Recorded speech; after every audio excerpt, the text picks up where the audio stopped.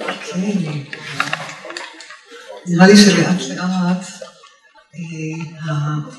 ההתכנסות הזאת היא אולי לא צפיפות, אבל היא אינטימית. אז אני מאחלת לנו שלנו ערב אינטימי. Everything is unorthodox today.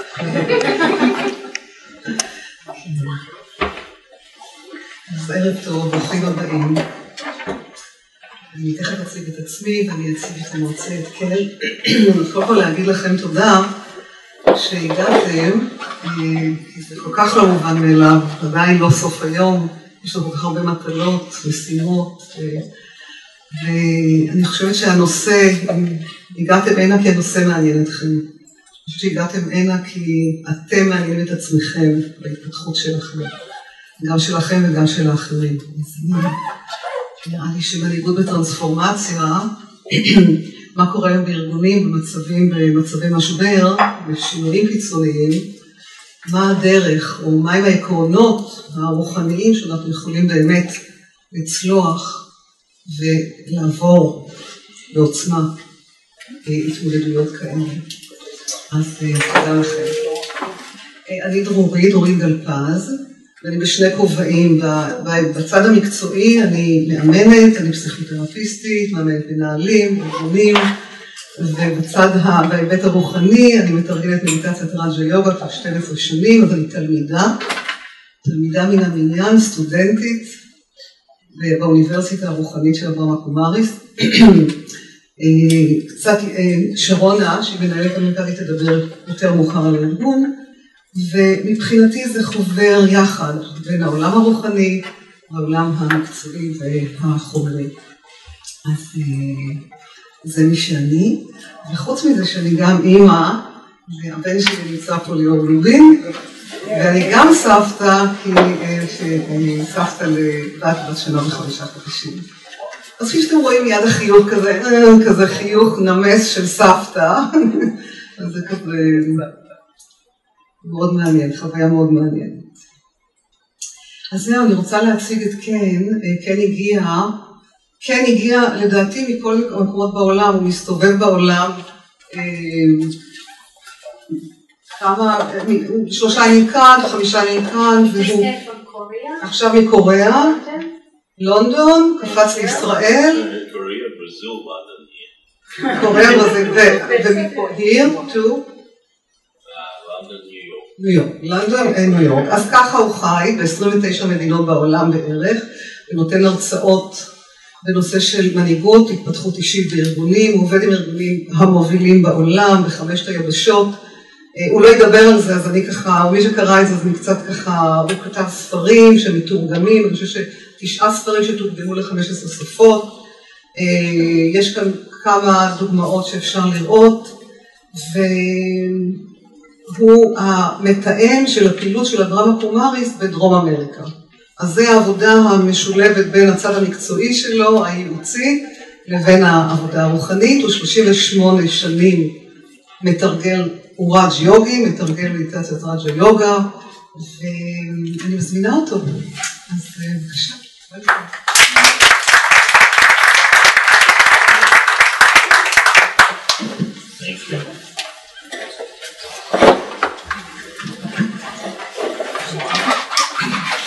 Good evening, everyone.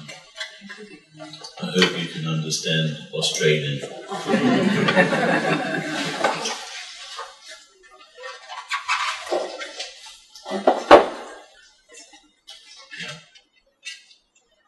Maybe I'll tell a joke and then I'll see if you really understand.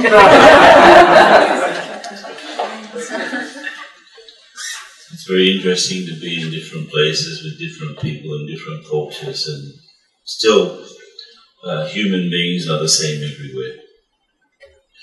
And so this always strikes me when I go to a different country. You know, the people respond to the same sorts of things. If I ask you, for example, what is important in a good relationship between two people, what would you say? Honesty. Honesty. Communication. Communication. Communication. Confidence. Confidence. What else? Love. Love, respect, listening, okay. Acceptance. You know, I've asked that question, literally I've asked that question in 80 different countries.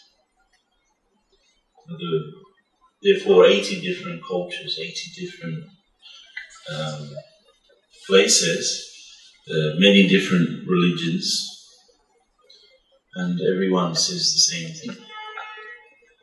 I've asked the question to Boy Scouts in America, to scientists in Greece, to saleswomen in Argentina, to indigenous people in Bolivia. I've asked that question in Dubai, at an Arab management school. You know what? Everyone says the same thing. So, we are human beings before anything else. And what I'm going to talk to you about also is related to the perception that we have. There are certain things that we have in common that we have to understand. And if you're a leader, or you're trying to become a leader, or you think you're a leader, one of the main things you have to know is how to relate to people. Because leadership is personal. And leadership is the relationship that you have. And the relationship is the conversation that you have. So if you don't converse, you don't relate. If you don't relate, you don't lead. Leadership is an art, it's not a science. It is something that you can't teach, really. You can learn, but you can't teach it. So I may as well go home, right? I can give you some observations, but you have to teach yourself. And some of them, you have to turn this off. Sorry about that. Maybe some lights in the back you can put on. Because you need some light at least for the video. Is video? Is it? Yes. Okay.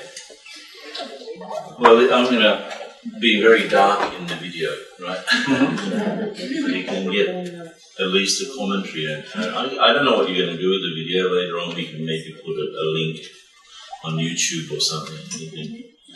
Yeah? Yes. Okay.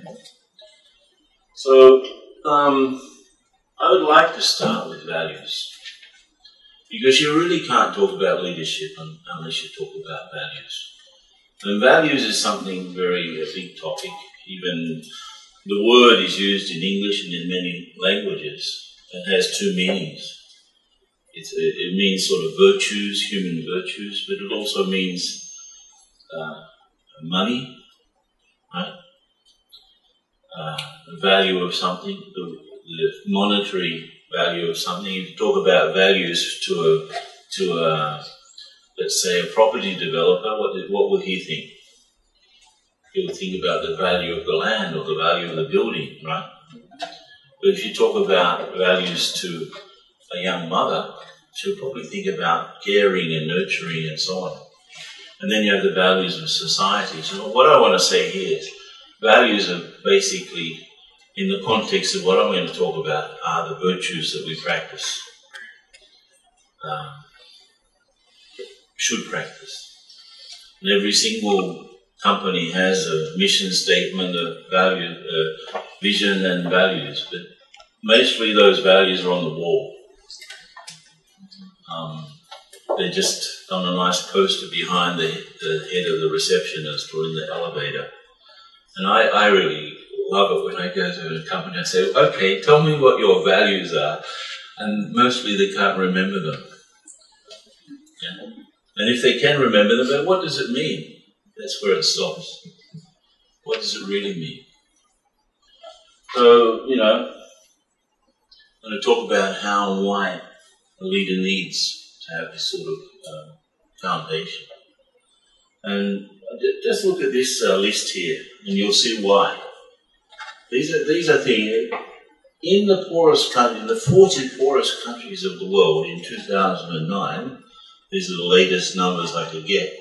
we spent $12 billion on basic education, but in the same year we spent $16 billion on cosmetics. We spent $16 billion in those same poorest countries on water and sanitation, and $14 billion on ice cream. We spent $14 billion on the reproductive health for all women, but we spent $15 billion on perfumes in Europe and the USA. We spent $18 billion on basic health and nutrition, but we spent $30 billion on Pepsi, only in the USA. $45 billion on business entertainment in Japan. $60 billion on cigarettes, just in Europe alone. Alcohol, $240 billion just in Europe. Narcotics in the whole world, $700 billion. And on military expenditure, $1,080 billion. So, if I were a Martian, I come to Earth, and someone gives me indicators of human society, and they give me this list. What would I think? Fight for it. What? Fight for it. Fight for it. It's a sick place. They don't give much value to education, women, or health. They give more interest. They have more interest in their pets than their own health, actually. Addictions. They are probably drunk. They've got cigarettes hanging out of their mouth and their arm to the teeth. This is a values problem. This is the other meaning of value. What do we give value to? Right? We know, for example, those of us here who understand a little bit about macroeconomics. Let's say, I don't know how much capital there is in the world, let's say $150 trillion. Maybe, I don't know. Do you know? Around that. $150 trillion is the value of human capital, money. But in fact, only 8% of that really exists. 92% of it doesn't exist. Leverage. It's a debt. Our financial system is based on debts. It's a promise. It's a promise. So, stock exchanges are like big casinos, same as horse racing. You use money that you don't have to bet on a future that hasn't happened yet. So you've got these same people who do this, who don't have real money, real wealth. They have imaginary wealth, digital wealth, and they use it to spend on a future that hasn't happened. And so it's very difficult to understand, how we get to this stage, We really do need to rethink ourselves, This is just going to get worse, by the way. This is a computer in 1948. You've got in your pocket something 2,000 times more powerful than this one. Maybe 5,000 times more powerful. A little iPhone. So there's been this incredible increase in all of these things, the complexity is growing, the quality and the quantity of information is growing. I'm going to show you another bit in a minute. We depend on sophisticated devices, I saw a picture, those Hindu goddesses that have 8 arms, right? And each arm has something in them. So I saw a modern one where they've got an iPhone here. Remote control there, like that, iPad. So we bring out all of the stuff, And I remember, it's incredible, sort of, how we've become dependent on things. Have you seen people meeting in a restaurant? Young people? They don't talk to each other. They're all looking at their iPhone. Maybe they're texting the person who's sitting in front of them. You don't know. When I was in Japan a couple of weeks ago, I saw some young schoolgirls walking along the street without looking. They're just walking along the street. All of them, the 4 of them in a line, all texting or checking it out. Well, I was thinking, maybe what if there's a hole, They won't even see the hole, they'll fall in it, Anyway, turnover is a big problem because an average executive these days spends about 3 years on average in a job, and then he moves on. And the need for professional qualifications we were talking about is more and more you have to have better and better qualifications because complexity is getting out of hand. Our understanding of things is at this level and the complexity is at that level. I did some work in the Ministry of Planning in Brazil because I had worked with someone, and since my area is planning, really planning, strategic planning. It's not really strategic planning. It's easy to plan. Our work is strategic execution. Do it. Bring plans into practice. That's what my professional area has been. And so in the Ministry of Planning, which is where planning happens, right? It's a mega ministry in Brazil. They control the budget. And Brazil's now, the fifth? It's going to be the 5th biggest economy in the world in about 2 years' time. It's now 6th.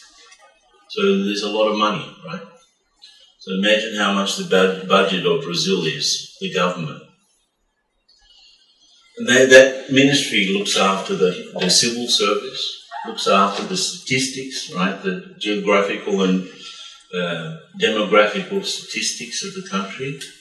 It looks after the plan, make sure that the plans of the governments are happening. There's the Ministry of Planning and so on.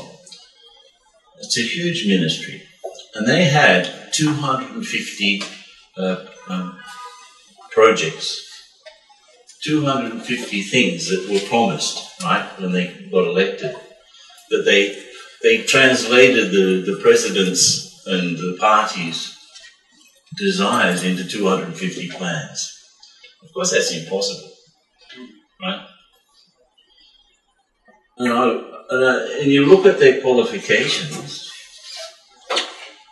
each one is better than the other. Each one, the guy who's in charge of the management of the government, he was the director of the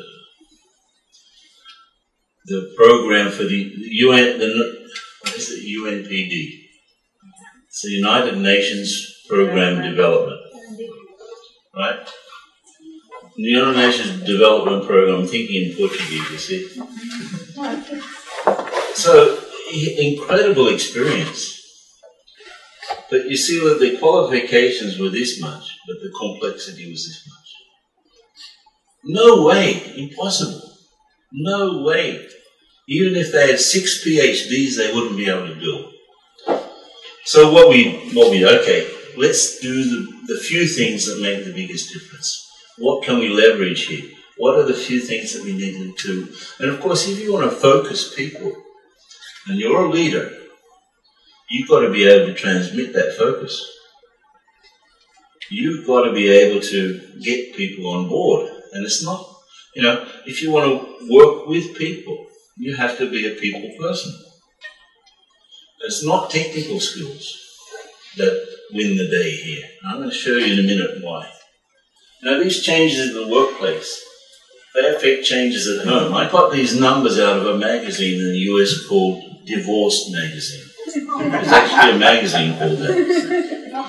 In the 60s, a parent would talk to the kids 45 minutes a day. Today, it's just 6 minutes. How many minutes do you talk to your kids? Average marriage is 7 years. So if you're 45 years old, you've already been married 3 times or 4 times. I'm not joking. Number of people, this is an incredible survey, it's a famous survey. Number of people who were unhappy with their wife, husband. In 1987, 1 in 30 were unhappy. In 2004, 1 in 4 were unhappy. In 2000, 1 in 2.5. I don't know what 2.5 people look like. But if in 2015, if you go in this way, 1 in every 1.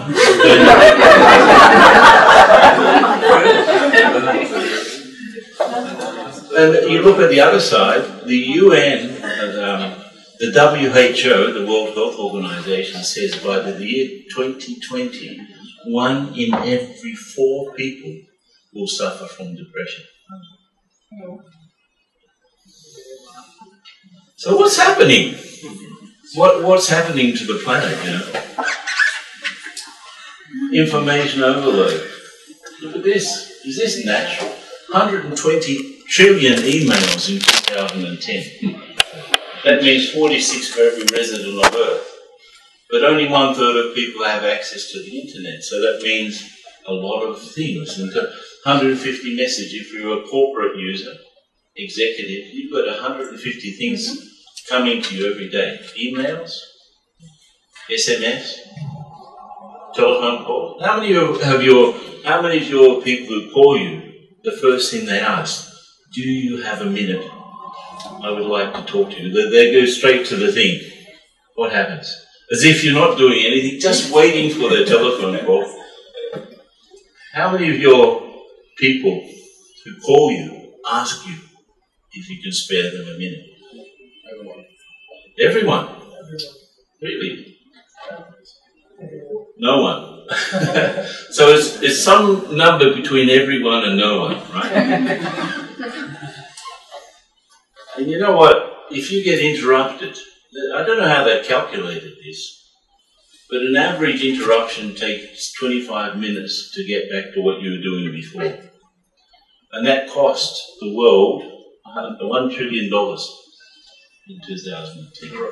Interruptions. How many times were you interrupted last week?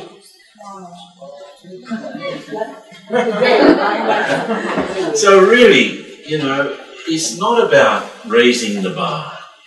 You know, if you look at, I was in Rio Plus 20 last year. We had a big delegation from Kumaris because we have this general consultative status as other international organisations do, like the Red Cross, the Scouts, and so on. So we have a presence in all of these things. That gives us the right to present papers on topics. So we were there at the official conference on sustainability, sustainable development. You know, why they're saying we have to, you know, work towards a more green economy and green environment and fresh air and so on. At the same time, every single country has only a development schedule which does not take into account much sustainable future. You know, it's all about money. It's all about money. Jobs, you know, whatever it takes. So the Brazilian government, at the same time as they're saying we want clean air, they reduce the taxes on cars. What happens? More cars, more pollution. So they say one thing and do another. That's pretty typical of most governments. So it's not about raising the bar and doing more and getting more and, you know, producing more. You know, we're already using up 1.5 planets. Already. There are 9 planetary processes that don't depend on us. Like the cycle of water, the cycle of air, and, you know, the oceans, and, you know, the currents and all those things. They do not depend on us, or we depend on them, actually. So we're within these planetary processes. We're part of it. But we're affecting it terribly to the extent that 4 of these planetary processes have been irreversibly damaged. No way back. So in that conference, you've got a big wall saying where people could write on 30 meters of wall space the future that we want. So all of these inspirations, we want this, we want that, so on. Next to it, there's a booth saying what's actually happening. We've stepped over the limit. And we've got to be very careful in the near future. It's not about this. It's actually, we have to learn the whole thing is a different sport. You know, All of us are in a different sport.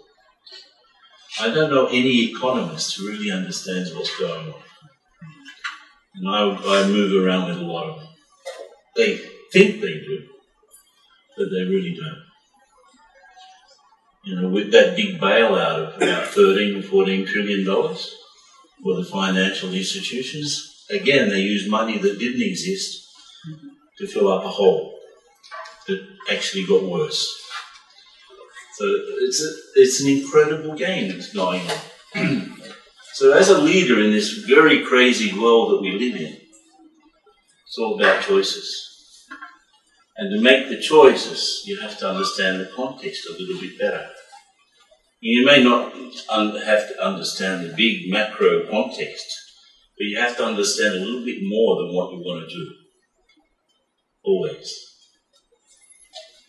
And so talk about, what's your major challenge?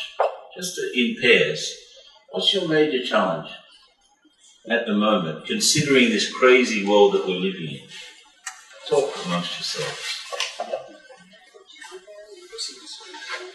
Why? Help each other. As a leader or as a person in charge of other human beings for any reason, what's your big challenge?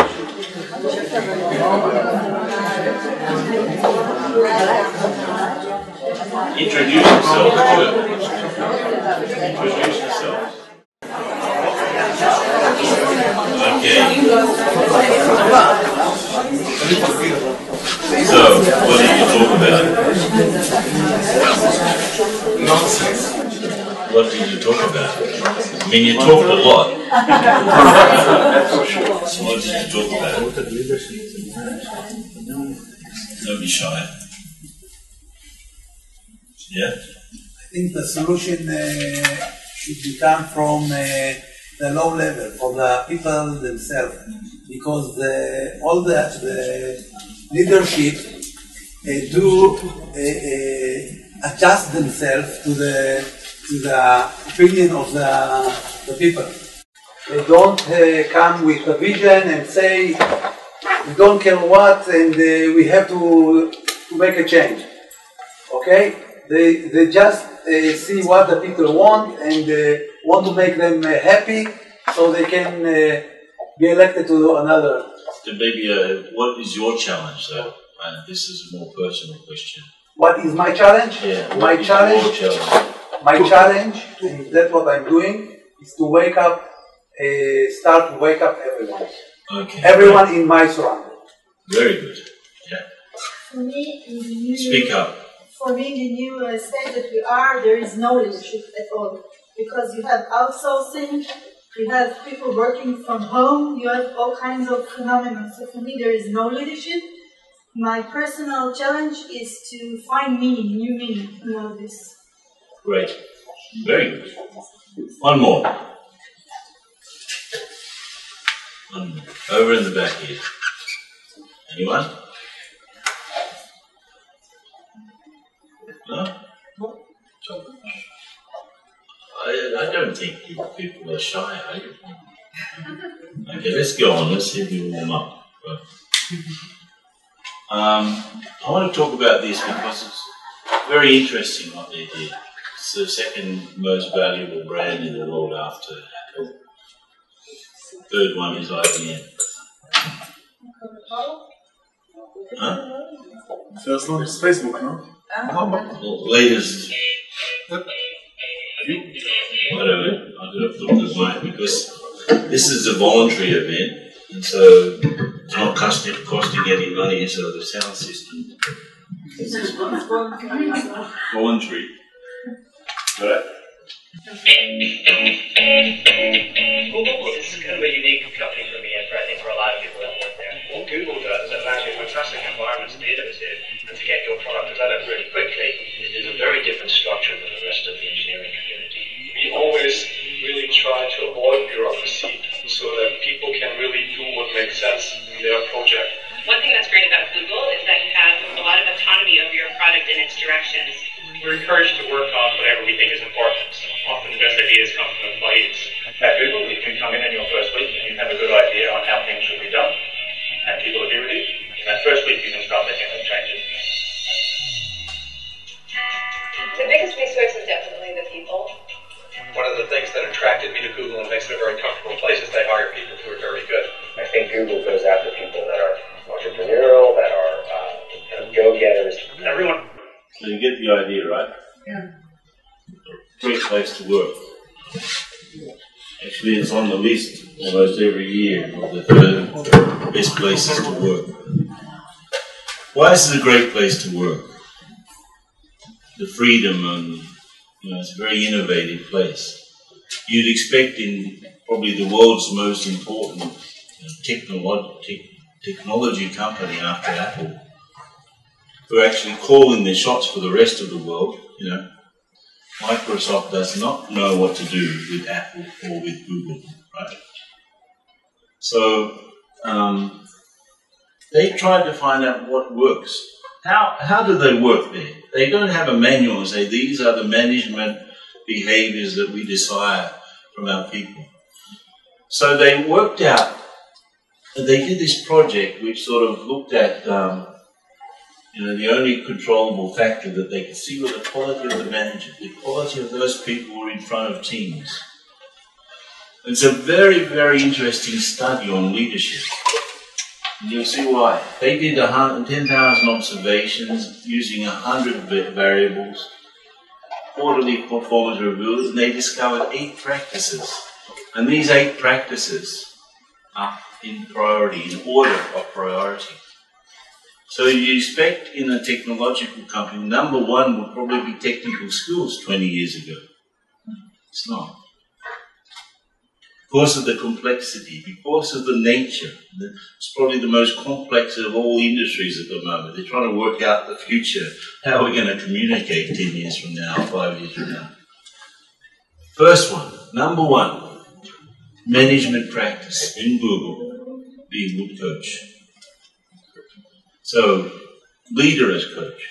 What does that mean? What are the values you need to be a good leader? To be a good coach, rather? What do you need? Role model. Huh? To be a role model.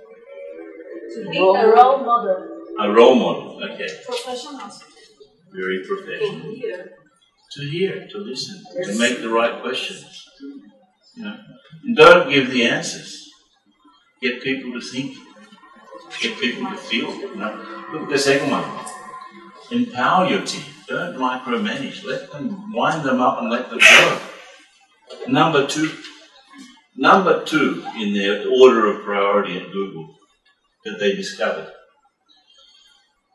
Show interest. These are all human things so far, right? Show interest. What does that mean? Empathy, respect, giving space, This is probably a management one. Don't be a CC.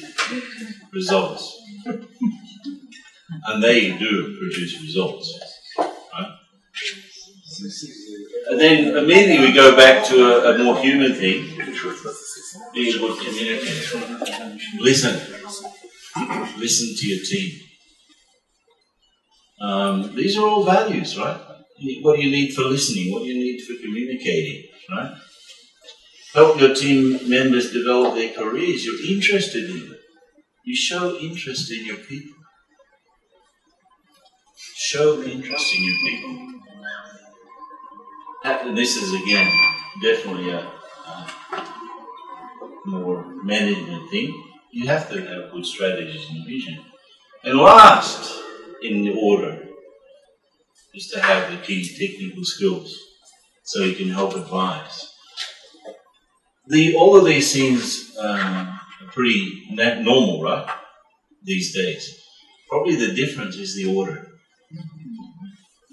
That's why Google is Google. The order, and anyone can learn any of those things, right? You don't have to be a Google to get those things in place, right? So, what are the 3 main values that you think that you need? Right, think about it. Just think. You as a leader or as a potential leader or as someone who's in front of or responsible for other people, maybe as a parent, what do you think you need? Think of the 3. No? Think of 3 that you need to develop. Think of them or write them down. And which of those 3 is the main one? What do you think you need to be more of in this day and age with the people that you work with? What do you think you need to be more? Which of the values you need to show more of? Giving space.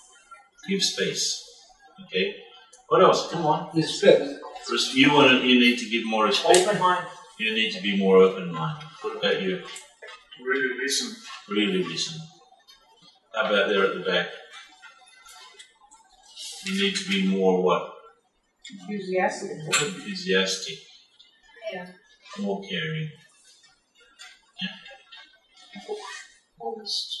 More? Modest. Modest, that's interesting. Can I have a piece of paper from someone? Small, okay. I want to show you. Write something down here. Because I did this last week. Actually, no, before I went to Brazil for a few days and I gave a talk at the government mint. You know where they print money? The mint. You know what you call it in Hebrew? Yeah. And I saw that they were part of a campaign with the central bank to have care for money, to have care for the banknotes. Because if you don't care for them, they get ruined more quickly. And therefore they have to print more. And printing money costs money, right? So they figured that if they had this campaign around the country and people took more care of their banknotes, they would save in 1 year $30 million. So I said, I'm going to do something. I went there, I talked to them the day before, right? I went there to see, and then I was in Rio. So that night I made a photocopy, coloured photocopy of 100 real note, which is about $50. There's 2 real to $1 note. And in the middle of the talk, I pull it out of my pocket, right? And I said, okay, who wants this? I'm very generous today. Who wants this 100 real? So 6 or 7 people put their hand up, right? And if I do this, do you still want it? There was silence, right? What's he doing? He's doing something against our campaign to have care for the banknotes. Then I threw it on the floor and I picked it up and I said, you still want it? They said, yeah. And then I opened it up and guess what I did? I opened it up. The ultimate sacrilege, I did that. Do you still want it? If I give you the sticky tape and you can tape the 2 sides together, do you still want it? They said, yeah, we can change it at the central bank, right? We can change it at the bank. This, I said, is that, what is on here doesn't change value. And I'm not saying that we should do this to our banknotes. But what I do say is that our value is similar. My value as a human being doesn't change. My deep inner value. If the world screws me up, if the world jumps on me, if the world tears me in half, my value continues the same. And unless as a leader I have a sense of my own real deep value, that it's not something that someone else gives to me, it's something that I touch and bring out then I won't really be a good leader. Because one of the characteristics of a leader is the ability to stay stable in adversity. And what do I hold on to in adversity when everything is crazy except a sense of my own value? Everyone else loses it. I can't lose it if I'm a leader. So,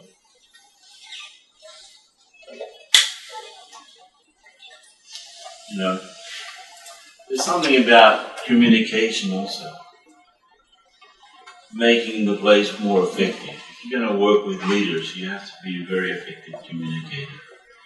In Latin, the word communication comes from, communicate in Latin is communicare in Latin. Commun means common. So communicare means identify what I have in common with the person I talk to. So I don't do that. I don't communicate. I do something else. What does the president of a company have in common with the guy who opens the gate of the factory? What do they have in common? Besides working in the same company. They're human beings. If you ask this guy what he wants to be happy. If you ask this guy what he wants to be happy. He wants to be understood, he wants to be understood. He wants love, he wants love. I don't find anyone who doesn't want love, actually. Anyone here making efforts to be hated? Hand up. Anyone here making efforts to be sad? No one. So if I can understand what I have in common with someone, then I can transit that. And this is basic in a team, you know. Some of this, what I'm going to show you, I've already showed you, is part of a course that I developed for Telefonica, which is the second biggest telecommunication companies in the world. And they have a corporate university in Barcelona. And this is part of a course that looks at leading high-performing teams. And they run it for their top 1,500 executives. And it's very, very interesting, you know, when you get to them and you ask, you show these things, they really do wait a minute. When you were okay, when things were really running okay, what were you doing? Where were you?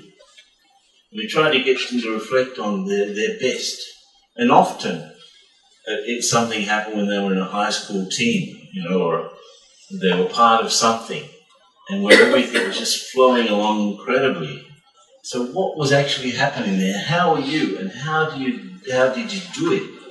What was there? What was present there? And then get them to sort of remember those things and understand this bit here, the mathematics of human of relationships. Because if you look at a balance sheet, you know, you look at the last column in the right-hand bottom corner, right? That's the result, right? And then you think, well, how did you get to that result? You know, financial analysts will sort of understand, well, this happened, that happened, they didn't do this, they didn't do that. That's why this number. But there are a lot of hidden things that are not there on the balance sheet. How much does ego cost the organisation? How much do unproductive meetings cost because the egos are involved? I don't know if you've ever participated in an unproductive meeting.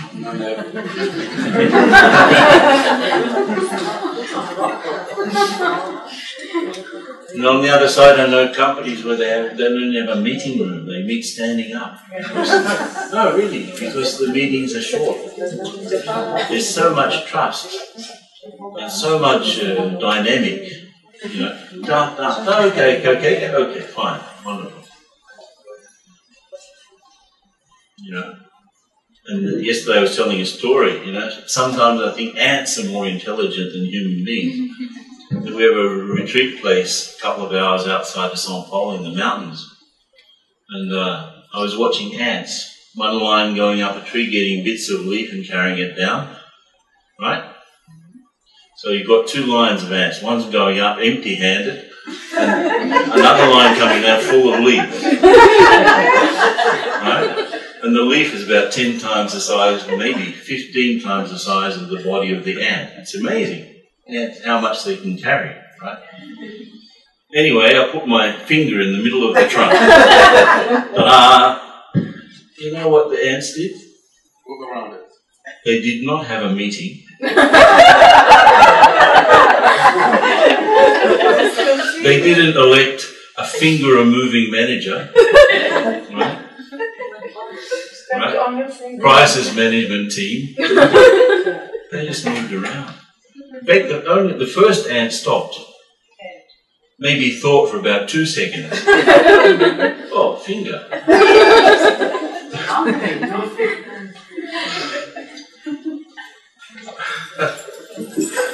So we forget, you know, at a human level, everyone is charged, positively or negatively. They're a multiplier or they're a divider. And we can be all of those things in one day. Eh? But all of the pluses and minuses and times and division things that happen in a month, that affects that number in the bottom right-hand corner. Absolutely. Someone comes with an idea, no, not possible, impossible, we're never going to do that. Can't do it. Sorry. Very negative. Cynical. Skeptical. And someone else said, no, let's see what we can do. Forget about all of this stuff that we can't do. What do we have to give us new life? What can we do? What is there that we can invest in? Even if we don't have 100 things, we've got 3 things. Let's invest in those 3 things. A positive approach, right? Or you got someone who divides. What's a dividing person do in a company or an organization? What do they do?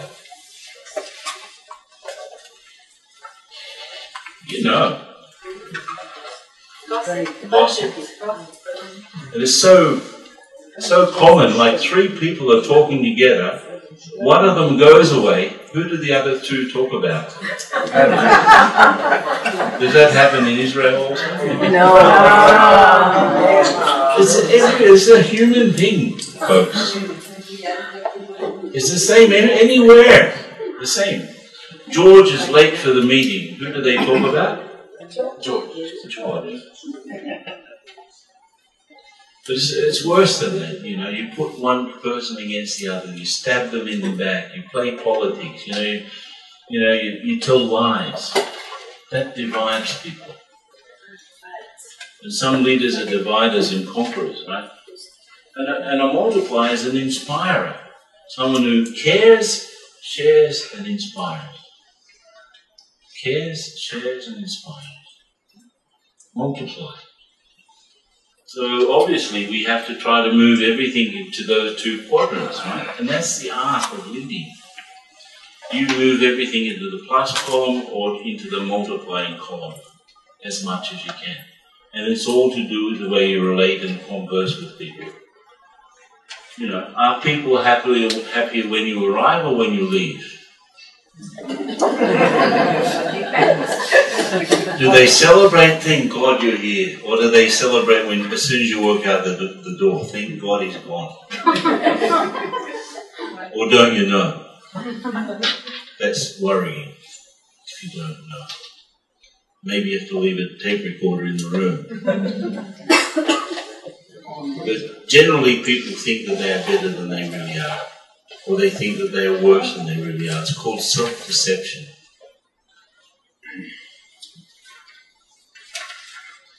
And the one who's a good leader is the one who's less self-deceived. Really. Doesn't mean you have to be goody-goody, as we say. You know, really, all the time positive and like Pollyanna. No. What you have to do is that when you have to treat a difficult conversation or a difficult situation, you do it in such a way that does not destroy the other person's feelings. That they actually appreciate your sincerity. Because you do it in such a way that keeps them with some hope. instead of destroying hope. They understand what they've done, and they, maybe they're getting, thrown out of the company. But even then, you do it in such a way that they have hope. Even this process becomes simple. Huh? Even this process becomes simple. Yeah, even this process. Unfortunately, that's when you have to show you're a real leader, right? When you're having the difficult conversations. Right? So, which one are you? Have you ever worked with a sort of a dictator type? Have you? In your life? Well, you're not putting your hand up because he's also sitting here. You have to understand the differences. If we want to work with people, you have to understand they're different. They're not me. So if people are not me, why am I upset because of their behavior? What I'm saying is that I can't. Why aren't you like me? That's what's the basis of getting upset with someone's behavior. Why aren't you like me? If I were you, I wouldn't do that. You can't be someone else. You can't put yourself in someone else's shoes ever. Because when you put yourself in someone else's shoe, you are you in their shoes. You can never be someone else. You can't control people. Have you ever tried to control someone? Mother, father, children, wife, husband, collaborators. Has it worked? You know why? Simple answer. I'll ask you a second question. Who likes to be controlled? Hand up. What? No one? No one likes it. No one. So all of the people that you think that you tried to control don't like it. Don't like it. So we have to understand. I use this premise to help a senator get elected. I planned her campaign for senator. And she's a person that I personally believed I'd work with. She's a person with a lot of values. I didn't didn't do the operation, but I just did the broad lines of her campaign, let's say. And she won. And now she's the Prime Minister of Brazil. She's not, in Brazil there's a president and a main minister. She's the main person. So I told her something what I'm going to tell you now. People, if we look at the four elements, earth, air, fire, water, they're all ancient Greek elements, right?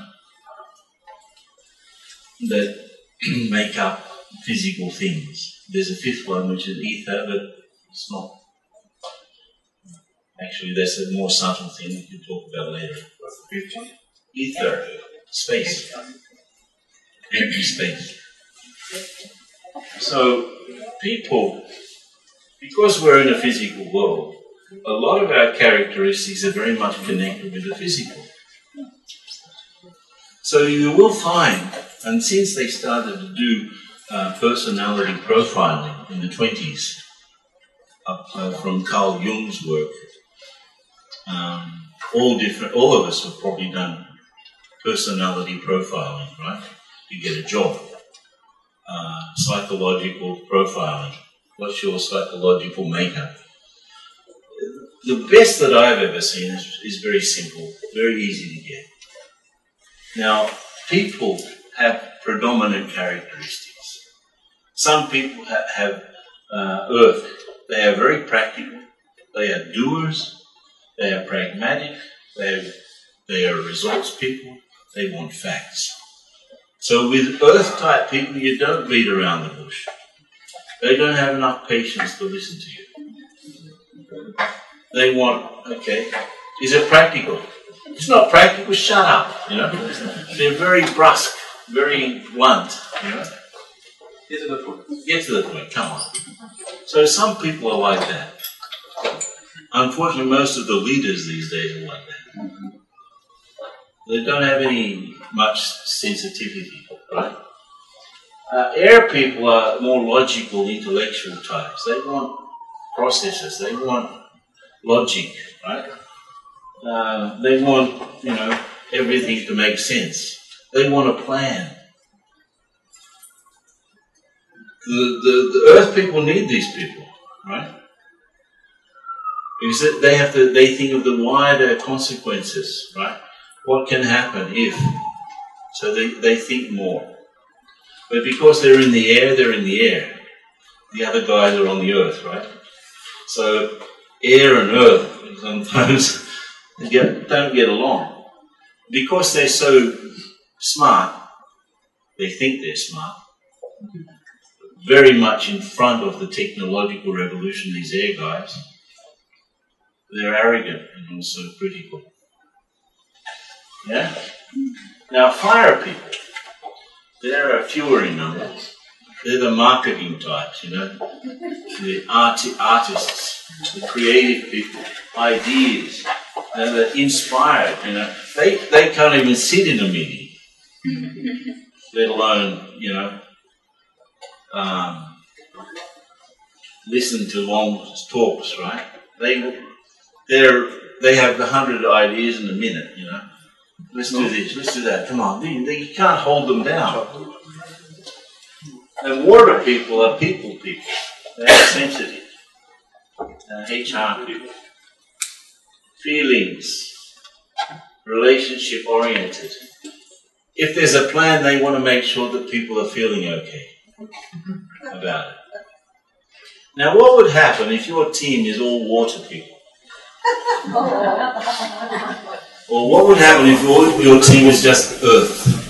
It would be dry earth, dust. Right? Dust. And if you have too much water, it's mud. Right? And if it's a lot of water and fire, you've got steam. Yeah? So all of us have one or the other of these predominant characteristics. We're pulled by one or the other of the elements. Which one are you? Which one do you think you are? Yeah? Combination. Yeah, we're a combination, but which one is the dominant characteristics, you think? What? So air and fire, okay, you can be a mixture. What do you think is yours? Water. Who thinks that they are predominantly water? Come on. Okay. Who thinks that they are predominantly fire? Okay. Who thinks they're predominantly air? Who thinks they're predominantly earth? Who doesn't think?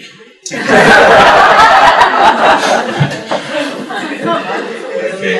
If you find difficult, probably you're balanced, actually.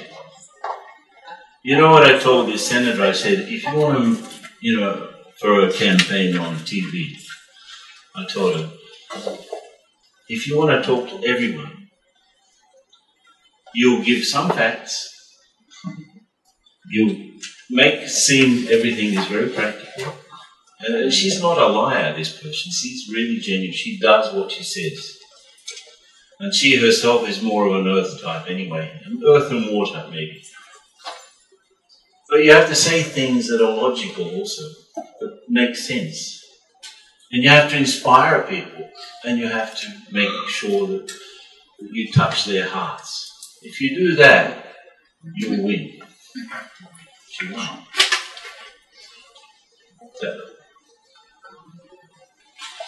So, and now she's a she meditates every day, this person. She's a very values-based person. She's in a position where she can make a big difference. One of the few leaders that I would say, yes, this person's a leader. She inspires all of her people. So, what do? We're not going to do this exercise. But do you take into account the differences when you're dealing with people? Or do you talk the same way to everyone? If you talk the same way to everyone, you will only be talking to 25% of the people. you try to figure out where this person is coming from. Because a leader will do that. If he's with an earth person, he sticks to the facts, makes it very practical. If he's with a fire person, he tries to inspire and talks short, few words. If he's with an air person, he'll make it seem logical. If he's with a water person, he'll make the effort to be empathetic. That's how we deal with different people. People are not the same. Yeah? So, last one, perhaps. We have to understand this complexity that I talked about in the beginning. And we have to engage people in a process of positive change. If we are the sort of leaders that the world needs now, or the leaders that our community needs, or the leaders that our organization needs now, we'll be thinking about these things. There are two things in a hurricane.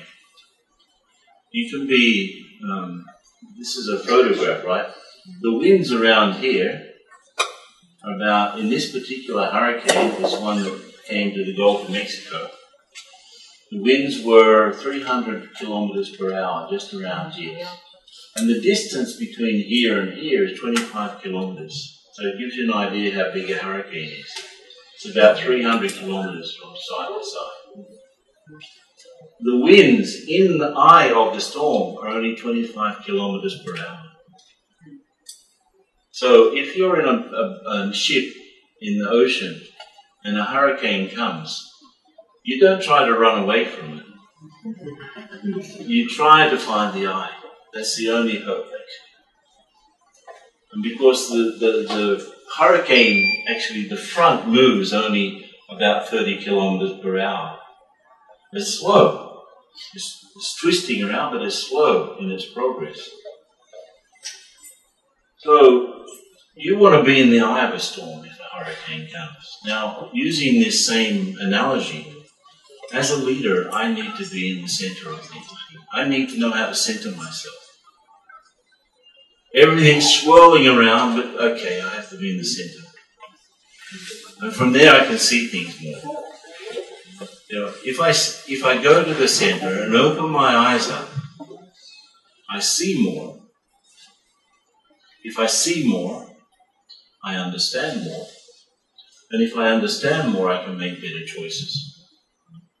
If my nose is stuck in the problem, I won't understand it and I won't make a good call. I won't make a good choice.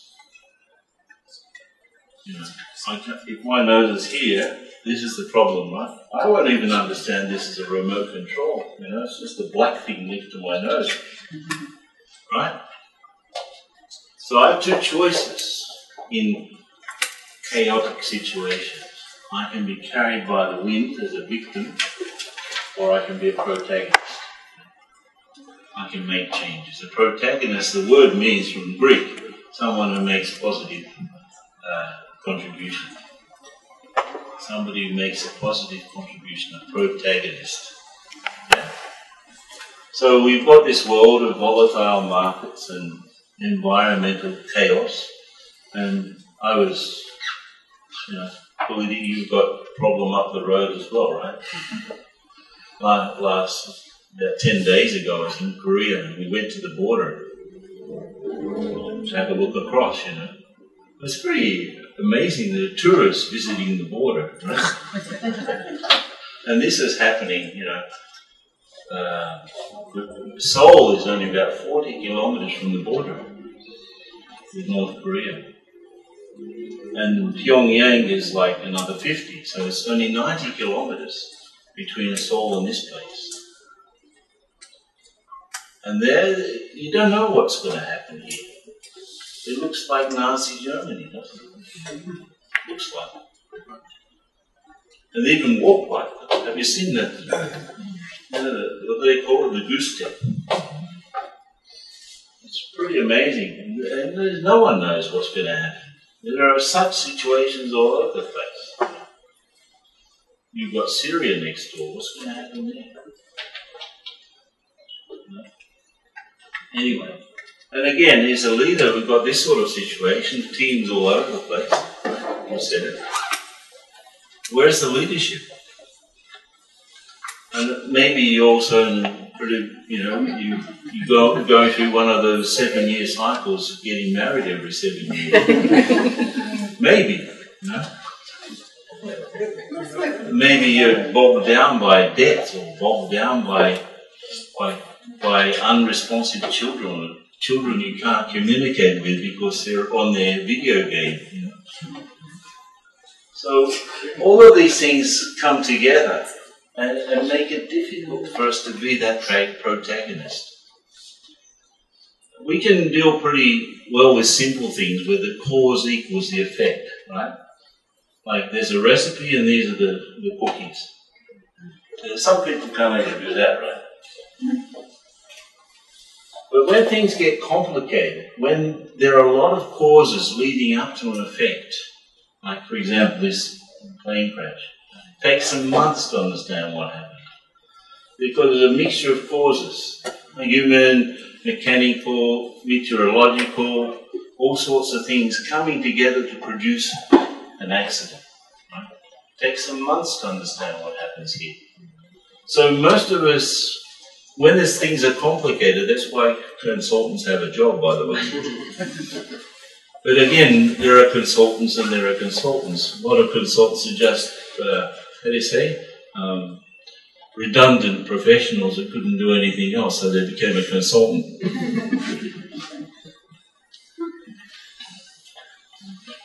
But you need experts for complicated situations. Yeah? But when things are complex, right? When there's lots of cause and effects at the same time, there are very few can understand complexity. Very few. Make sense out of it. This is what? What do you think this is? What is it? Flower. It's a flower. No, it's a map of the internet. It's a map of the trunk of the internet. This very dark part here is USA. So, how many people understand that? Half a dozen? So when things are complex, it's very difficult. Now, when things are chaotic, when the cause doesn't look like it has anything at all to do with the effect, for example here, these people were doing their 5-year plan a few minutes before that in northeast Japan. They were in the planning meeting. Look what happened. In a few seconds later, these people were dead. I wouldn't have liked to be the photographer here. Right? So things can happen to anyone at any time and anywhere. That's what chaos is. Or one act can have a huge impact. Remember this photo? Chinamin. One act with a huge impact. Unforgettable. So that's chaos. When one little thing changes a lot of things, it's chaos. So we have to, as leaders, move out of problem-solving mode, which is this side, to a sense-making mode. It's too difficult otherwise. We have to try to make sense of all of these things that are going on. And, there's a lot of complexity. But let me see, okay, what's the essence here? What's really going on? There are 250 plans. What are the 3 or the 4 that will make the most difference? Let's give 80% of our energy to those ones. Write off the other ones. Don't need it. And don't divide yourself so much. Don't try to control chaos. You never control chaos. You have to understand it and work with it, or even dance with it. That's the big learning curve for most people these days. This old style of leadership is insufficient. Come on, everyone follow me, I'm the leader. Come on. Who gives you the moral or spiritual or even technical authority to be a leader these days. And how much is control an issue? What do plants need to grow? Water. Yes. They need the 4 elements actually. Right? They need all 4 elements. So a good team will have all 4. A good team, if you're looking about recruiting people, make sure that you get representatives of fire, earth, air and water in your team. It'll be healthy. Because you can't grow anything without water. You can't grow anything without earth. Even you do the hydroponic growth, right? But even then you've taken minerals out of the earth and put in the water, right? So anything that grows needs all of the 4. And besides that needs time, another aspect, and patience. So people are like plants. If you're a leader, I nearly got kicked out of the post office about a month ago. I was with the top executives of the post office in the south of Israel. And I said to you, if you don't understand this, you shouldn't be a leader. You're fooling yourselves. Because you can't get in front of them.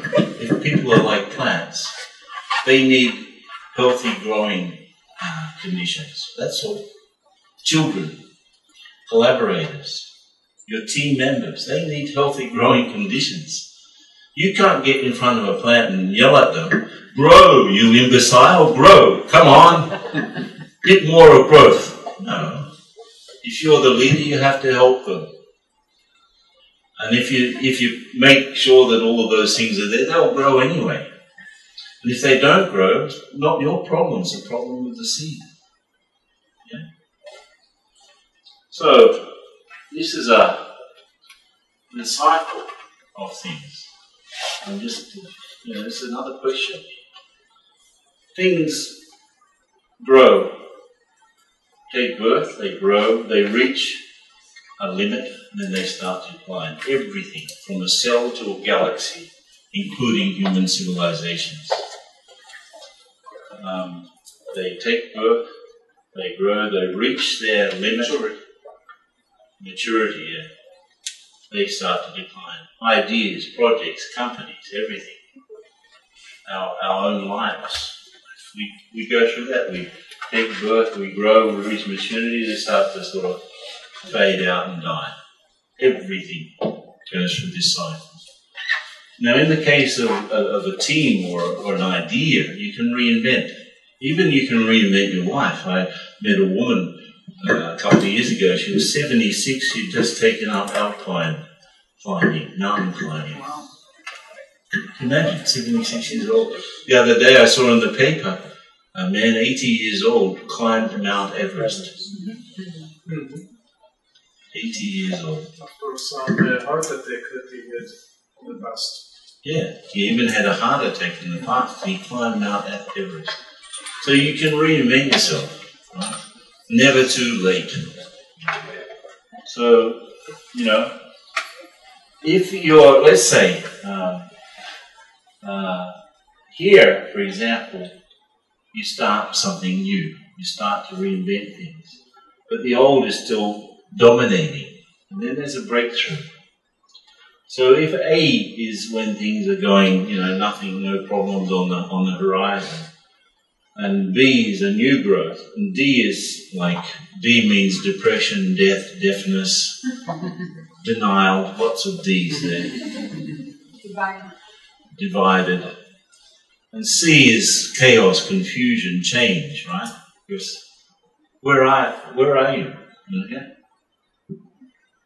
Where is your organization, A, B, C, or D? A means everything going smoothly, no problems on the horizon. B means new growth. C is confusion and chaos. D is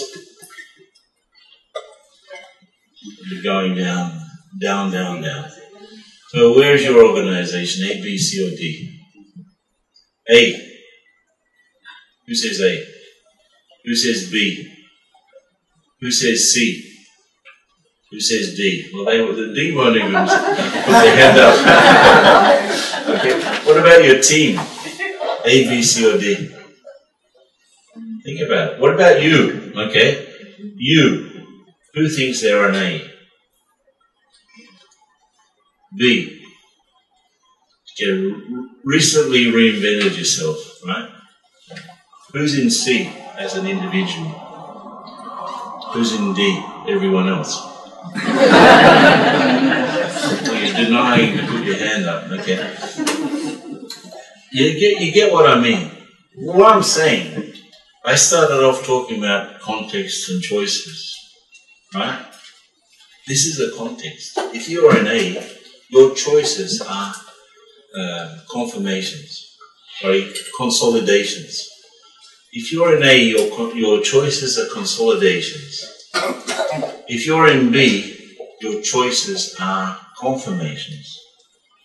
If you're in C, your choices are urgent. As soon as possible, you have to do something, otherwise you'll go to D. If you're in D, your choices are...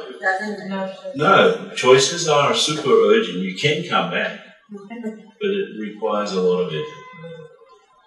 And if you just let things go, without doing anything, you will end up in D.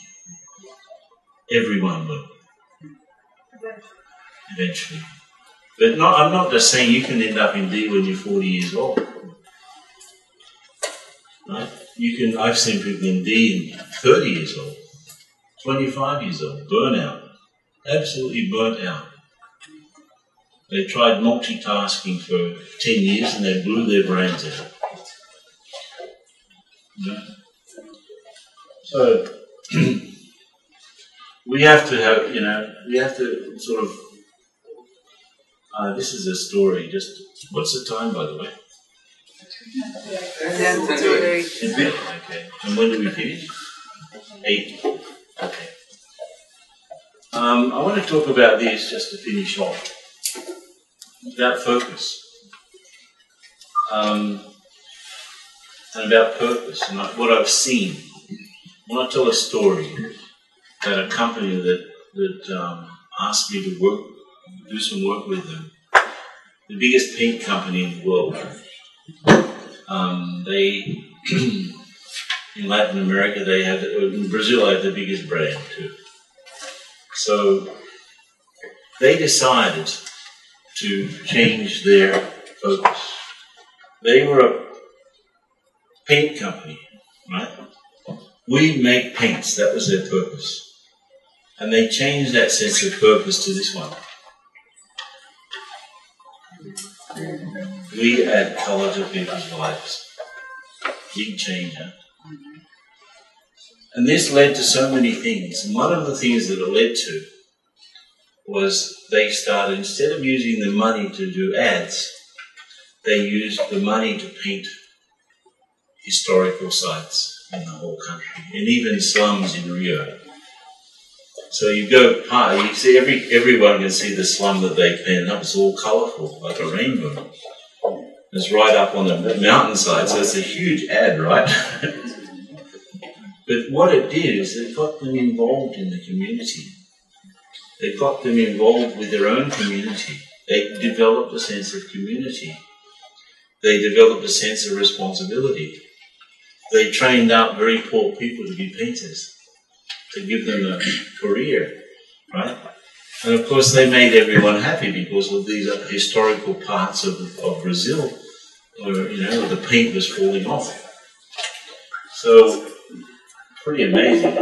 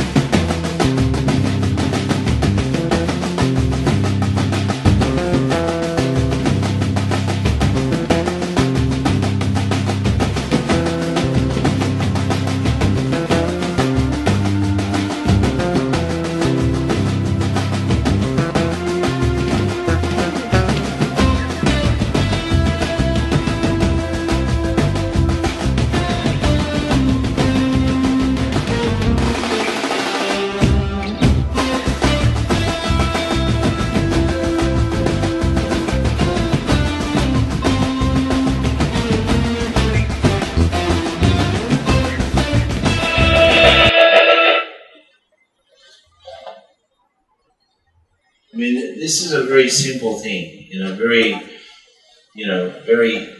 industrial sort of place where people are normally thinking everything's very heavy. Imagine how things lighten up. They were going to shut down a few factories. Now they've opened up another 3.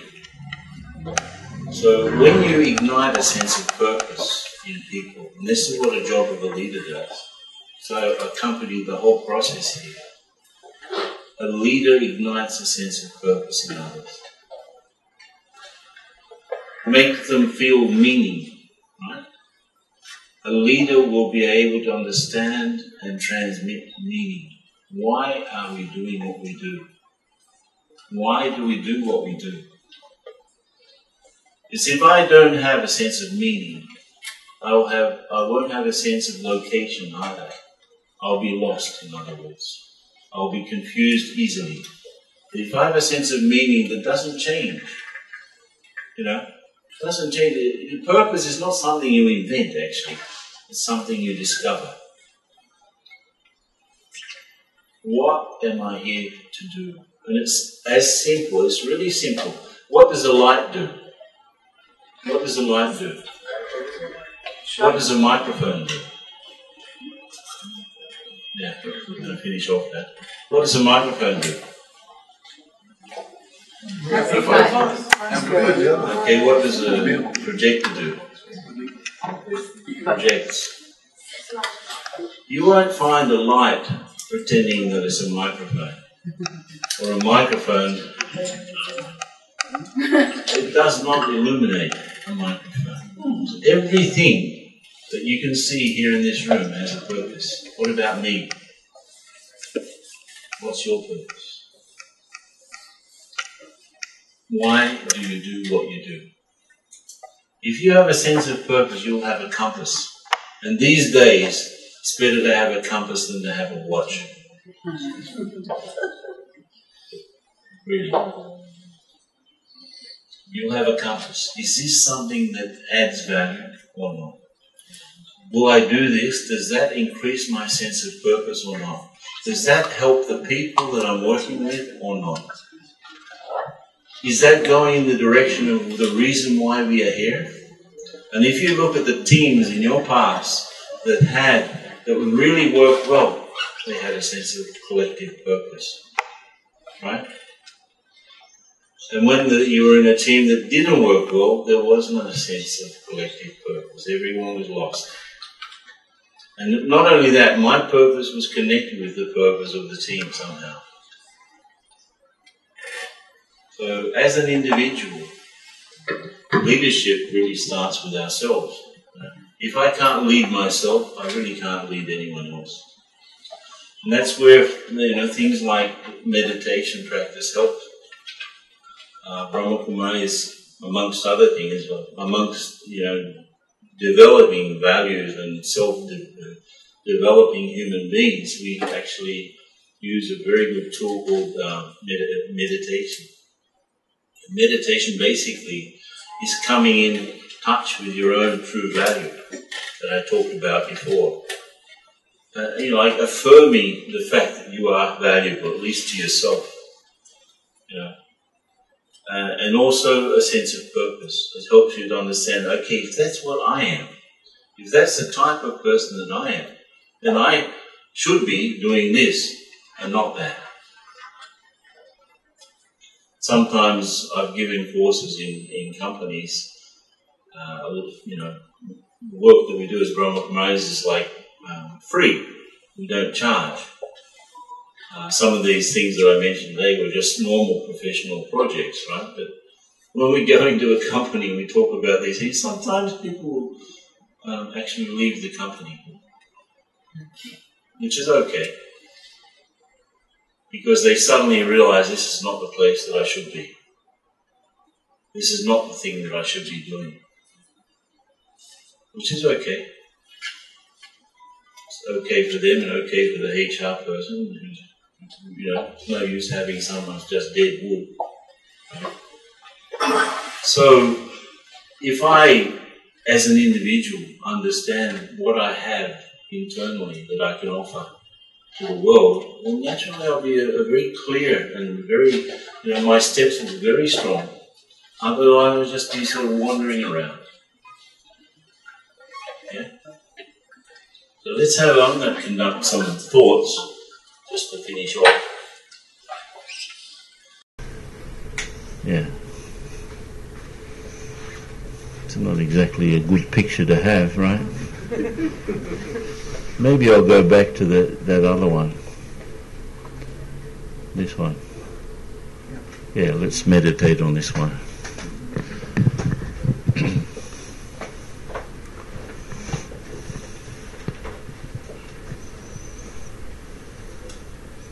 So what you can do is sit very comfortably, don't slouch, don't sit too rigidly. Just sort of, relax your muscles of your back, especially. Make sure your neck is straight and you're looking ahead. You don't even need to close your eyes. Just focus your vision on anything in front of you. If you want to use this image on the wall, it's good.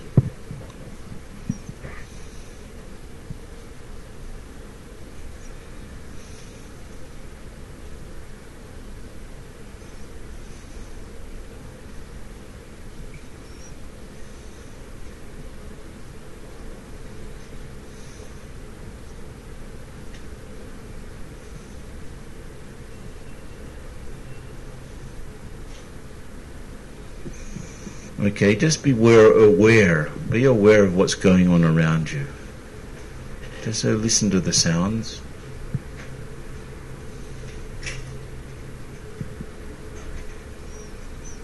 Feel your own breathing. Just go into the center of everything that's happening around you physically. You can feel the temperature. Be in the present. So in the same way that you're in the center of a physical space, and literally you're between the past and the future also, the past is gone, the future hasn't happened, you're also in the center of your life. Your life situations are there.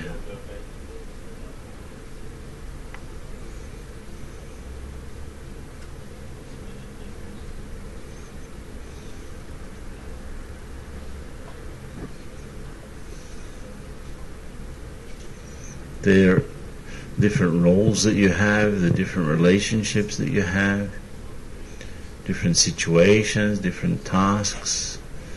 But you're at this moment in the center and you're not moving, very stable. And just as you're sitting on your seat, physically, imagine a little subtle seat behind your eyes where your consciousness is sitting. This energy that thinks and decides and records things. Just imagine a subtle seat behind your eyes in the middle of the brain.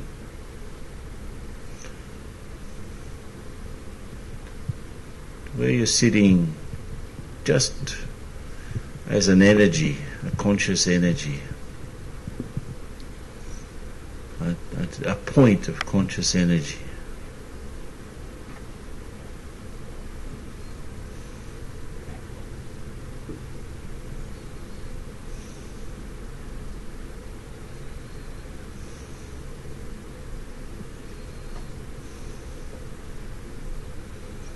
Very peaceful, very stable, very calm, very connected.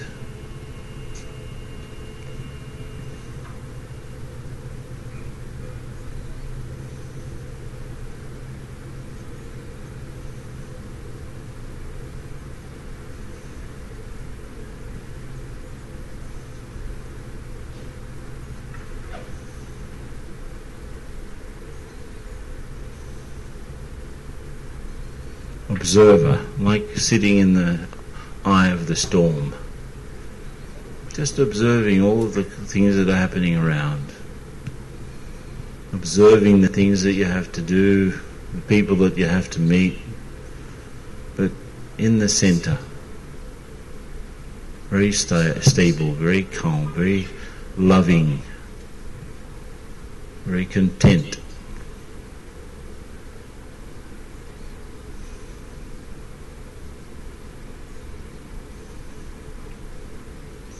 Okay, if you've got your eyes closed, open them now and try to keep this sort of conscious, this awareness with your eyes open for a few moments.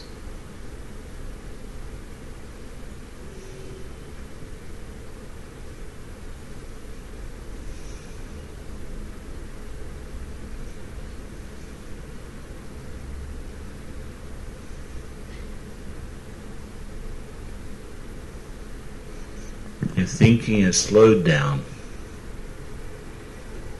Your anxiety has gone down.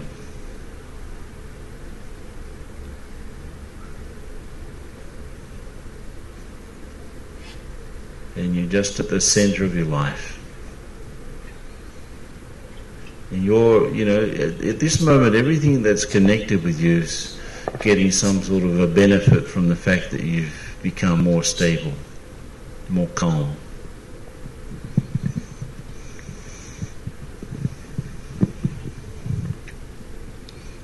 Okay, let's just come back to normal now. That's fine.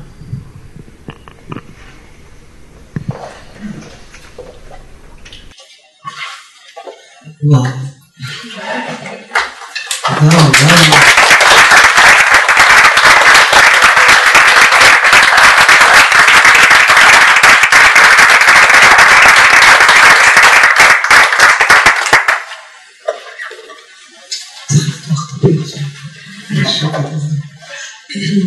נחמד לסיים בשקט לך.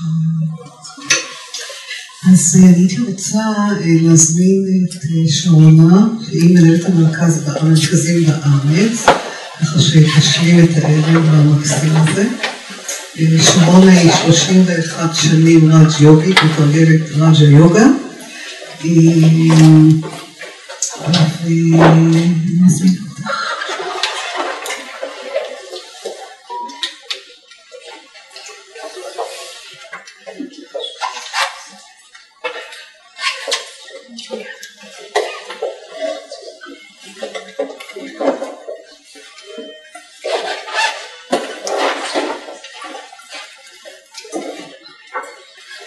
I would also like to add my great appreciation and thanks to Kim for adding Israel to his incredibly busy schedule. Really, as I know Kim, and I've known him for about 30 years, it's his love which leads him, and that's such a beautiful example for all of us. So just to let you know that the Brahama Kumaris, the institution that is hosting this event, is here in Israel, alive and well. We have about 6 functioning centers which offer all sorts of courses and workshops on how to grab hold of this other kind of energy, spiritual energy, which is going to be so useful for us if we want to undertake any of these things that Kim is talking about. I mean, I was just listening and noting some of the qualities and the values that he was indicating for true leadership to happen in a world such as we have today. And, anybody taking on a task, being the true leader in today's world, it's almost like a hero. Did you catch that?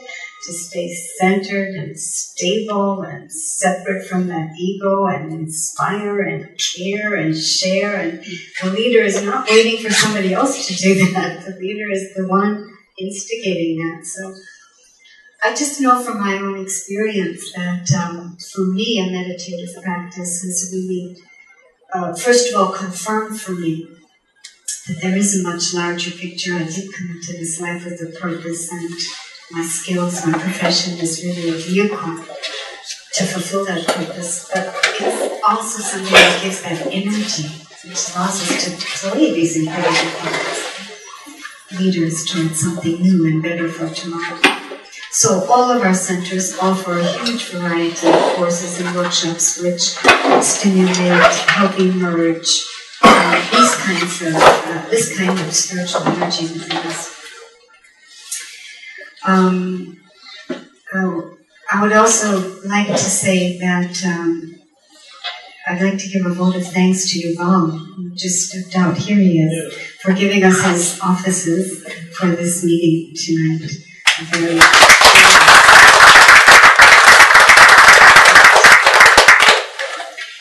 And we have also 2 books. Ken is the author of many, many different books, but we selected 2 which we felt were the most appropriate. We don't have a lot here, but you can order it by connecting with our institution. The folder that you got has our email, our website, and it's very easy to connect to our publication website through that and order it for yourself. One is Living Our Values, which is a kind of collection of different studies and researches done by our institution on the necessity of not just researching values, but living them. And Ken is responsible for 2 chapters in there on leadership and values. And then there's another book, which is Pathways to Higher Consciousness, which is really a pretty good introduction to the 7 concepts we work with in our school in order to develop that spiritual energy and make it work for us in our life. Again, spiritual energy, practically speaking, means you're beginning to live your values easily, naturally, and that feels so good after so many years of struggling to maintain that ideal of ourselves. I also want to say that we have one last offering for you, and that is, as you will leave, you'll have a chance to receive a little piece of cake, a special kind of sweet. It's been made with a lot of love, and a card with some wisdom on it, which you can use as a blessing for your life if you like. So it's all in the spirit of what's coming up tomorrow as we gather like this and reinforce for ourselves the deeper truths. So again, thank you so much to Ken. I think we've got to get him.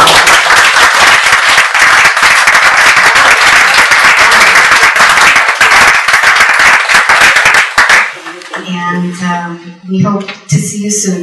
We hope also that you've registered yourself. If you'd like to be in our mailing list, this is one way for us to be sure you're in touch when we have guests passing through and other events like this.